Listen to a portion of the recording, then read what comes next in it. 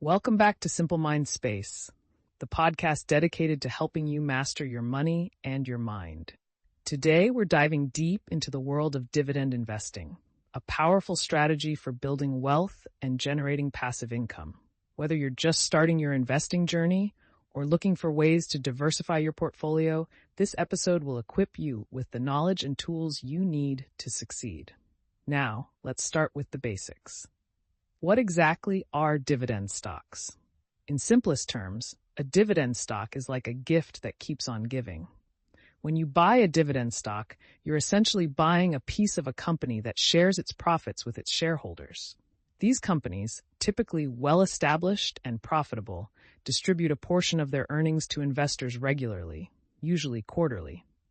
Think of it as a thank you from the company for believing in their growth. Here's how it works. Imagine you purchase 100 shares of Company X at $10 per share, totaling a $1,000 investment. If Company X pays a dividend of 50 cents per share annually, you'll receive $50 for holding those shares throughout the year. This $50 represents your dividend payment, your passive income simply for being a shareholder. The dividend yield in this case would be 5%, calculated by dividing the annual dividend per share by the share price. But why choose dividend stocks over other investment options? The answer lies in a multitude of benefits. First and foremost, dividend stocks are champions of passive income. Unlike actively managed businesses that demand constant attention, dividend stocks work for you even while you sleep. Once you own the stock, you're entitled to a share of the company's profits, requiring minimal effort on your part. Beyond passive income, dividend stocks are historically known to outperform the overall market. While past performance isn't necessarily indicative of future results, dividend-paying companies have shown greater stability and resilience, particularly during turbulent market conditions. This inherent stability helps mitigate risk and volatility, providing a sense of security, especially during market downturns. Additionally, dividend stocks offer tax advantages that can significantly impact your long-term wealth. Dividends are often taxed at a lower rate compared to your regular income. This preferential tax treatment, particularly for qualified dividends, can translate to substantial savings over time. Furthermore, dividend stocks unlock the power of compounding returns. Instead of spending your dividend payments, you can reinvest them back into the company, purchasing more shares and amplifying your future earnings. This snowball effect of reinvestment can lead to exponential portfolio growth over time. Now, it's crucial to acknowledge that while dividend investing offers numerous advantages, it's not without its drawbacks. One potential downside is the relatively slower growth rate compared to high-growth stocks. Since dividend-paying companies distribute a portion of their profits to shareholders, they have less capital available to reinvest back into the business, potentially limiting their growth potential. Another factor to consider is that dividends are not guaranteed. While established companies have a track record of consistent dividend payments, unexpected financial challenges or strategic shifts could lead to dividend reductions or even suspensions. Furthermore, dividend-focused ETFs, while offering a diversified way to invest in dividend stocks, may not be as diversified as broader market index funds. They often lean towards large-cap companies, potentially missing out on the growth potential of smaller, more dynamic businesses. Despite these considerations, the benefits of dividend investing, particularly for long-term wealth building and passive income generation, make it a compelling strategy for both seasoned investors and those just beginning their financial journey. Now, let's transition to building your own robust dividend portfolio. The process is straightforward and accessible, even if you're new to investing. The first step is to open a brokerage account. Think of this as your gateway to the stock market, providing you with the platform to buy and sell stocks. Fortunately, there are countless brokerage platforms available, each with its own unique features and fee structures. Choosing the right platform for you depends on your individual needs and preferences. Once you've selected your brokerage platform, the next step is to deposit funds into your account. This is the capital you'll use to purchase your dividend-paying stocks. With your account funded, it's time to research and select your investments. This is where the real excitement begins, exploring companies, understanding their businesses, and evaluating their dividend-paying potential. Finally, it's time to execute your investment strategy and purchase your chosen stocks. Your brokerage platform will guide you through the process, making it seamless and efficient. Remember, investing always involves an element of risk, and it's essential to invest wisely and responsibly. A golden rule in investing is to never invest more than you can afford to lose. While the likelihood of losing your entire investment in traditional stock trading is relatively low, especially if you're not engaging in high-risk strategies like options trading, it's crucial to approach investing with a balanced and informed perspective. Thorough research is paramount. Before investing in any company, take the time to understand their business model, financial health, and dividend payment history. A general guideline is to dedicate at least an hour of research per company you're considering, ensuring that the risk profile aligns with your personal risk tolerance. Developing your own set of investment rules, guidelines, and boundaries can be immensely helpful in navigating the stock market. Stick to your plan. Avoid making impulsive decisions based on emotions or market noise, and your chances of success will increase significantly. Beyond the fundamental steps of opening an account and purchasing stocks, understanding key investment metrics is crucial in evaluating the strength and potential of dividend-paying companies. These metrics provide valuable insights into a company's financial health, profitability, and dividend sustainability. Let's start with the 10-year average return. This metric sheds light on the historical performance of an investment, particularly a mutual fund, over the past decade. It helps assess the long-term value and profitability potential of an asset, providing a glimpse into its track record. Next, we have the dividend yield, a metric we touched upon earlier. This crucial figure represents the annual dividend payment per share relative to the stock's current price. While a higher dividend yield might seem enticing, it's essential to look beyond the surface. Excessively high dividend yields can sometimes be red flags, signaling potential financial instability or unsustainable dividend payout ratios. Diversification is a cornerstone of prudent investing, and dividend investing is no exception. By spreading your investments across various assets and sectors, you reduce your portfolio's overall risk exposure. A well-diversified portfolio acts as a buffer, cushioning your investments from the impact of market fluctuations. When considering dividend ETFs, the cost of ownership, represented by the expense ratio, is an essential factor.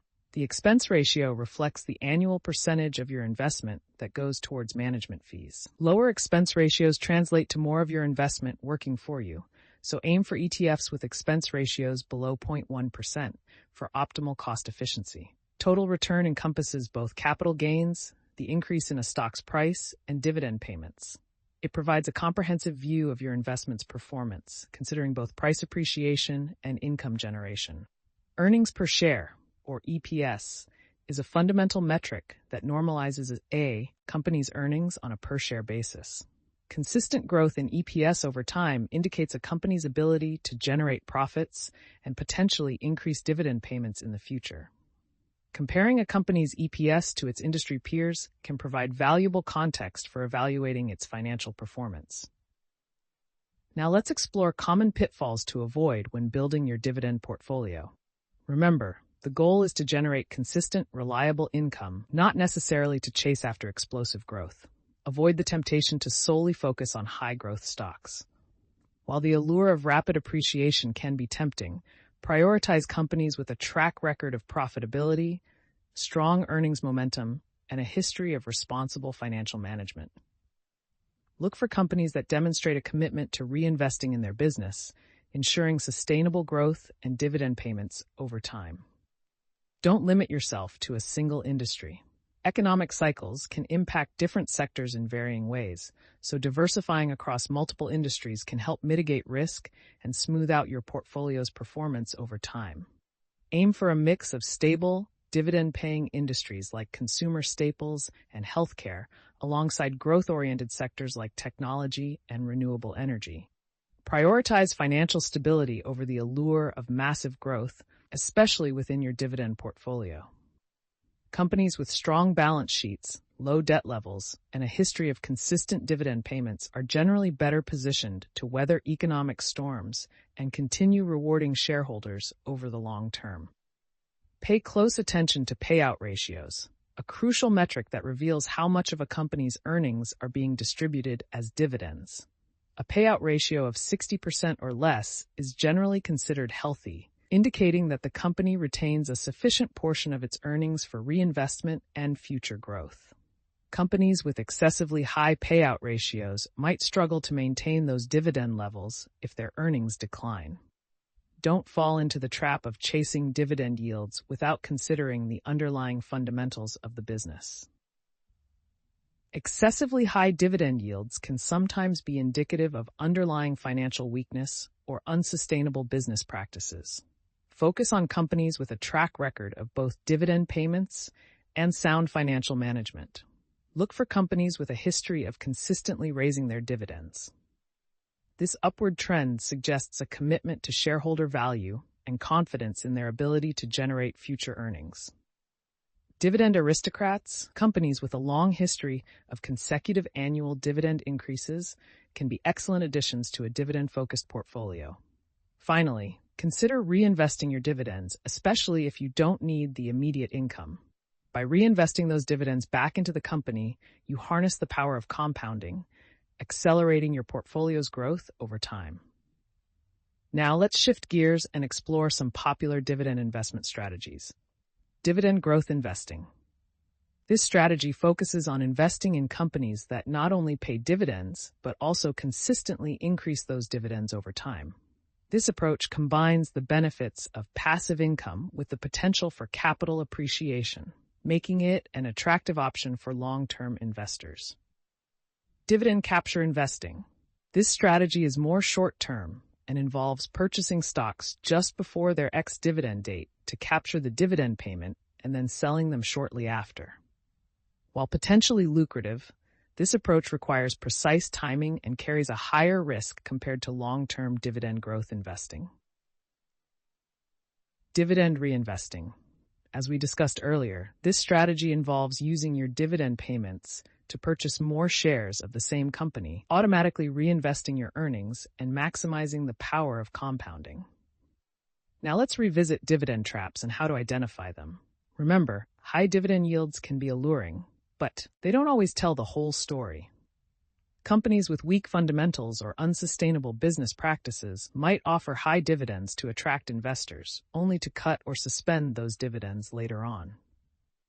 To avoid falling into these traps, analyze potential investments thoroughly, paying close attention to metrics like the price-to-earnings ratio, free cash flow, and debt-to-equity ratio. The price-to-earnings ratio, or PE ratio, helps determine whether a company's stock is overvalued or undervalued relative to its earnings. A high PE ratio might suggest that investors are overly optimistic about the company's future prospects, while a low PE ratio could indicate an undervalued opportunity.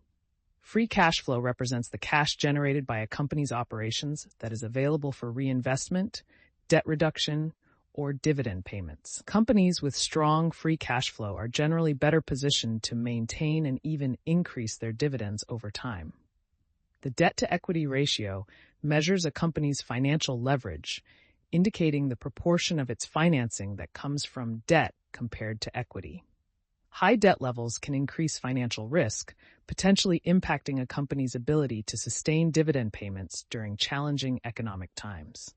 In conclusion, building a robust dividend portfolio requires a blend of knowledge, strategy, and patience. Remember, dividend investing is a marathon, not a sprint. Focus on establishing a solid foundation, invest consistently, reinvest your dividends, and over time, you'll be well on your way to building a portfolio that generates passive income and supports your financial goals. As a final reminder, always conduct thorough research, diversify your investments, and invest within your risk tolerance. Thank you for joining us for this deep dive into the world of dividend investing. If you found this episode valuable, please share it with your friends, family, or anyone who might benefit from this information. And don't forget to subscribe to Simple Mind Space for more empowering content on mastering your money and your mind. Until next time, happy investing.